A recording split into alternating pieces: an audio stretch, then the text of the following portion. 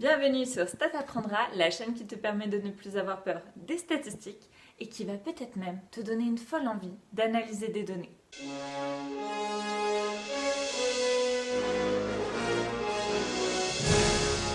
Dans tes données, tu as peut-être des dates et ce n'est pas toujours facile à gérer.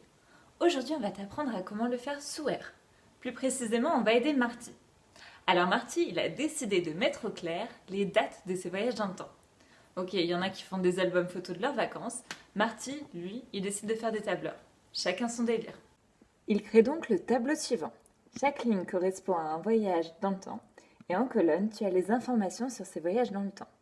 Donc tu as par exemple la date de départ, la date d'arrivée. Ces deux colonnes, ce sont nos colonnes de date. Et tu as aussi des informations sur les passagers présents à bord de la DeLorean, ainsi que leur nombre. Pour déduire des informations supplémentaires, Marty décide de traiter ces données sous R. La première étape pour traiter des données de date sous R, c'est de s'assurer que les colonnes de date, donc ici date de départ et date d'arrivée, sont bien en format date. Et pourquoi c'est important? Parce que si tu ne le fais pas, tes colonnes de date sont considérées comme des colonnes de chaîne de caractères. Oh, dur, c'est pas le pied. Et ça fait que quand tu les manipules, elles ne s'organisent pas de façon logique. Par exemple, ici Marty a fait le graphe du nombre de passagers à bord de la DeLorean en fonction de la date de départ. Tu vois notamment que 2015 est placé avant 1985. L'ordre chronologique n'est donc pas respecté. Pour éviter cela, il faut spécifier le format de la colonne comme étant une date. Pour cela, tu peux utiliser le package Lubridate et tu vas sélectionner une fonction de conversion pour standardiser les colonnes de date. Un exemple de fonction de conversion, c'est la fonction YMD.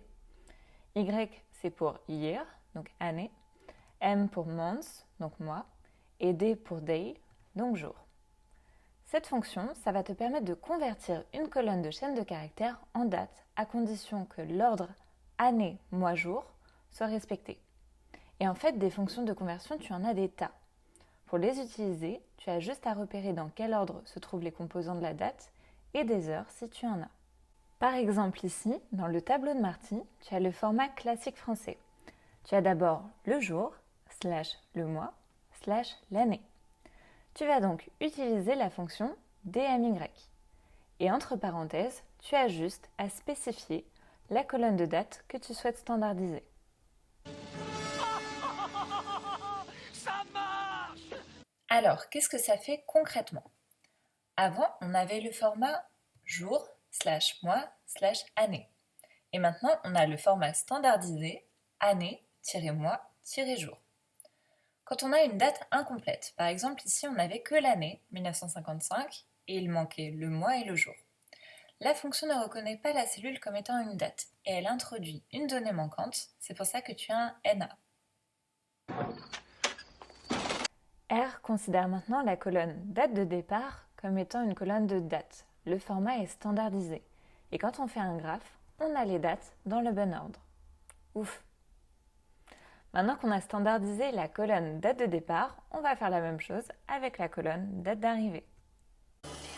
Nom de Zeus! Marty se rend compte qu'il y a des dates qui lui manquent.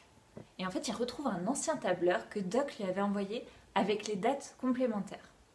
Le problème, c'est que dans ce tableur-là, les dates sont en format américain. Donc tu as le mois, / jour, / année. Est-ce un problème?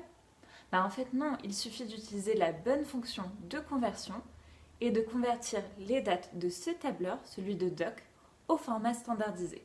Comme on a le mois, / jour, / année, la fonction de conversion qui convient, c'est MDY. Donc de la même façon, on va préciser la colonne de date qu'on souhaite standardiser. On va faire ça pour date de départ et on va faire la même chose pour date d'arrivée. Une fois qu'on a les deux tableaux, celui de Doc et celui de Marty, avec les colonnes de date au format standardisé, il suffit de les combiner. Pour cela, tu peux utiliser la fonction RBind. Ça te permet de combiner les tableaux par ligne et entre parenthèses, il te suffit de préciser le nom des deux tableaux en question.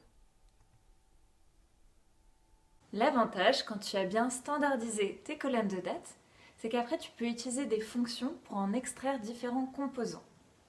Pour extraire le mois, il te suffit d'utiliser la fonction months et de préciser entre parenthèses la colonne de date. La fonction te renvoie alors les mois pour chaque voyage dans le temps en numérique.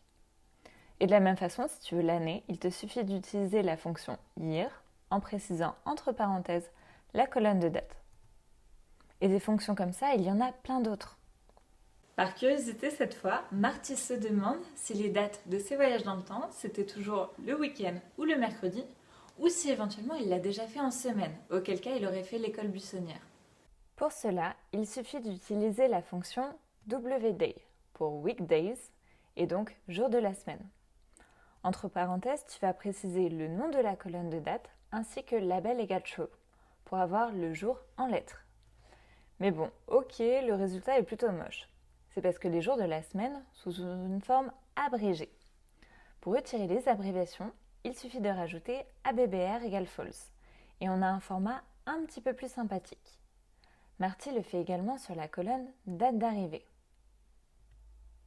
Et finalement, à part pour 2 lundis et un jeudi, tous les voyages dans le temps ont eu lieu soit le week-end, soit le mercredi. Super sérieux ce petit Marty.